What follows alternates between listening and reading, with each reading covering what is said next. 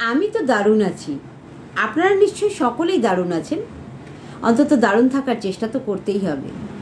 আমার আজকের এই ভিডিওটা ভীষণ অনুরোধের ভিডিও, যে ভিডিওতে যাওয়ার আগে কিছু ছোট্ট কথা। আমার এই ইউটিউব চ্যানেল এই রং বেরঙে আমরা, যারা আজ পর্যন্ত সাবস্ক্রাইব করেছেন তারা তো আমার সাথে আছে, পাশে আছেন অবশ্যই, আমি আশা করি।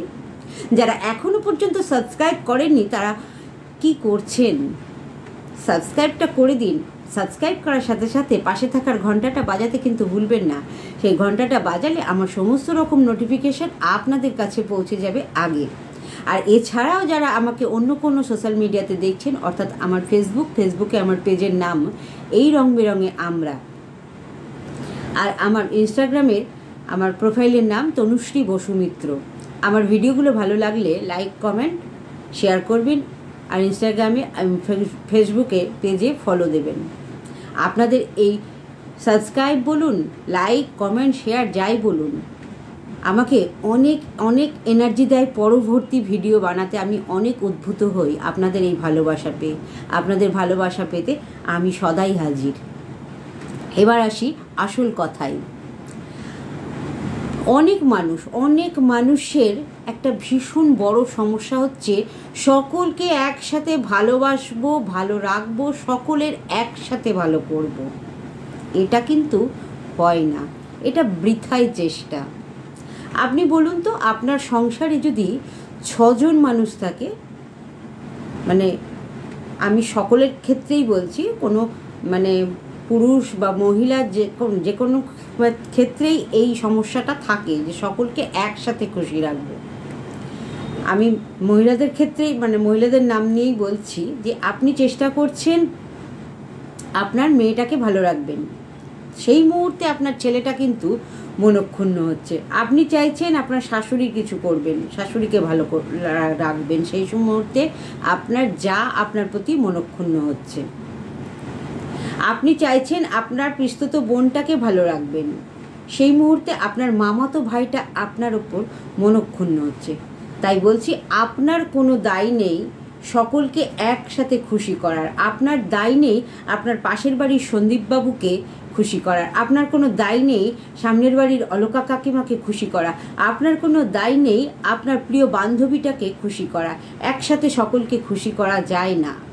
যখনই আপনি এরকম কোনো চেষ্টা করতে যাবেন, পেছন থেকে আপনার সমস্ত পরিশ্রমে জল ঢেলে দেবে মানুষ, অন্য কোনো মানুষ জল ঢেলে দেবে। তখনই আপনার ভুল ত্রুটি খুঁত সমস্ত কিছু আগে তুলে ধরবে, সেগুলোকে দেখাবে। আপনার সেই মুহূর্তে নিজের মনটা ভেঙে যাবে, আপনি আর সেই কাজগুলো করতে পারবেন না। হয়তো কাউকে আপনি একটা ভালোবেসে কোনো জিনিস দিলেন, সে বলল নাক সেটকালো, বলল কেন এটা দিতে গেলি, তার থেকে ওইটা দিতে পারতিস।